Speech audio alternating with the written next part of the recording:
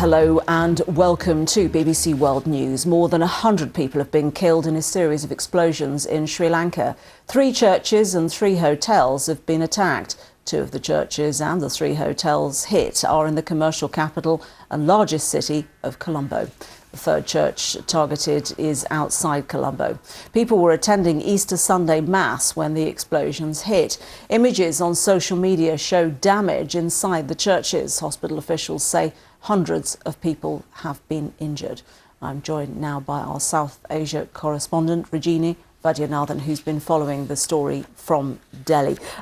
Rajini, what are you hearing from Delhi about these explosions?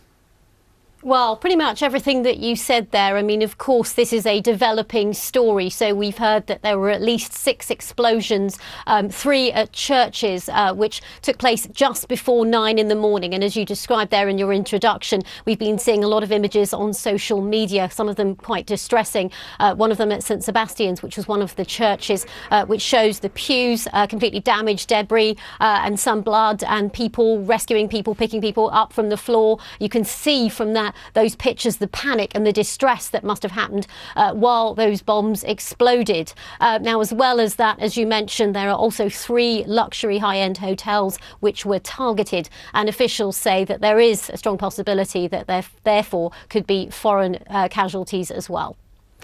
Rajini, thank you very much indeed. We'll come back to Rajini just as soon as we know more. Rajini joining us there from Delhi.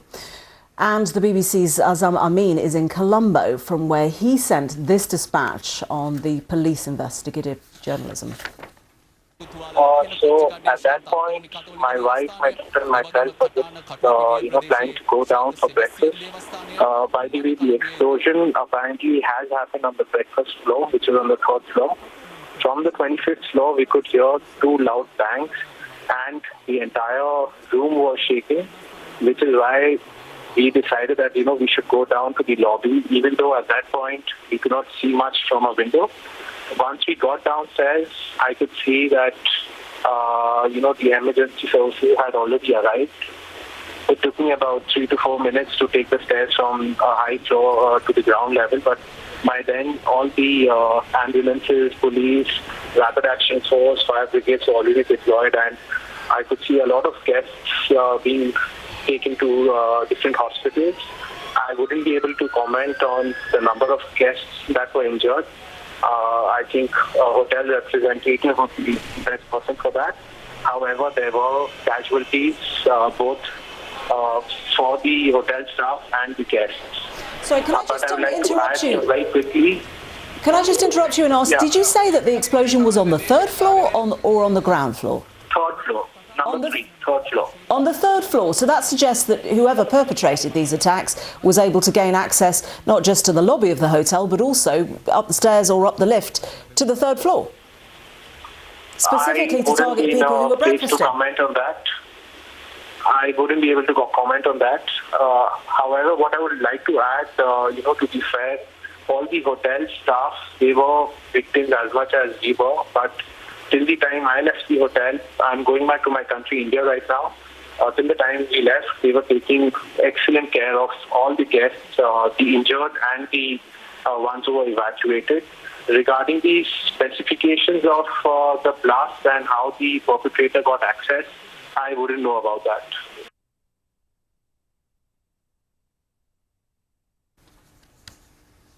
So we are just getting a reaction also from the government to these attacks, and Minister Mano Ganeshan described what happened at St. Anthony's Church in Colombo.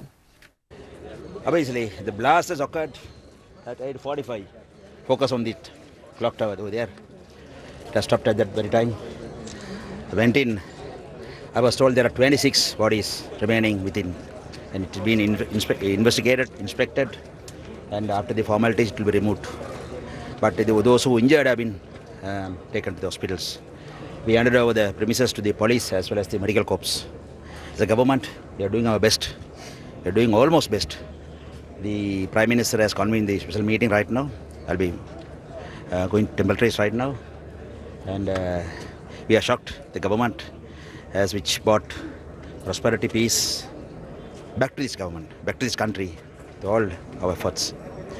And if anybody can think by bringing back the violence, blasts and gunfire to this country and achieve their targets. They are misleading us. This looks a very planned attack. Obviously, you don't need a rocket scientist to understand this. It has happened in Colombo various occasions. Now also north of Colombo, Kampala district, as well as Eastern province, getting reports coming in now, right now.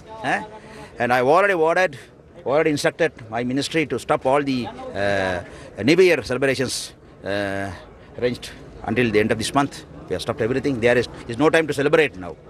The time to act is done. Clearly very shocked government minister in Sri Lanka.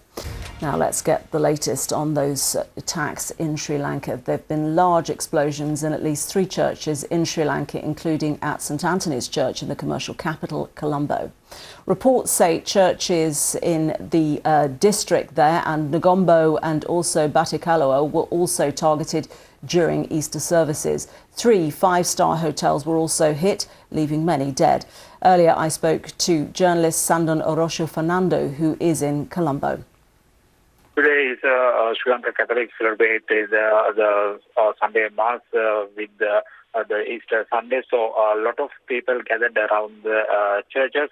The Kochikade, where the blast happened in the today morning, has a lot of people because in the Sri Lanka, the Kochikade church, it's a very prominent place for the Catholics.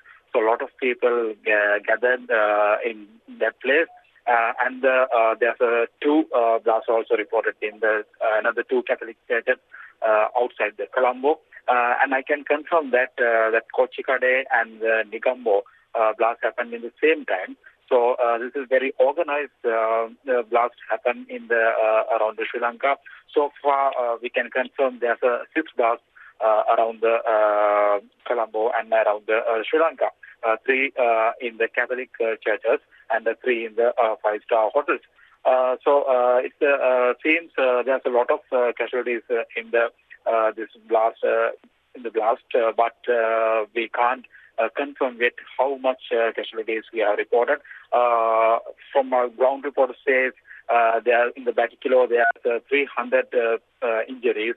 And the National Hospital, I spoke a short while ago to the Colombo National Hospital. Colombo National Hospital confirmed there is 200 people admitted so far with injuries and around 10 people feared dead. That's the situation he is in Sri Lanka. There's a lot of rumors in the Facebook and the Twitter. There's some more blasting happening, but yet to confirm those blasts. So we'll be updating you if there anything happened in the desired measure. As you've hinted at, it's very concerning, very alarming indeed that there is clearly a lot of coordination and planning that went into these attacks. And of course, as people go to church to worship for Easter. Yes, that's what I can say when I see these blasts, because we have suffered around 30-year-long war. We had experience in around 10 years ago this kind of blast, but in Sri Lanka never experienced like this blast. So people are not vigilant enough about the suspicious people or suspicious things. So they might take advantages about that. We can clearly say who is behind this. But as a journalist, as my experience, I can say there is some organization behind this, because the things happening in the same time, and things target on this Sunday Mass. They have target where the people gathering. Now police are saying we are celebrating now single-hand Tamil New Year in the country. So we have some festival in some villages. So police now asking people to don't go there, don't be in the gathering. Sandor Rocha Fernando there joining us from Colombo a bit earlier.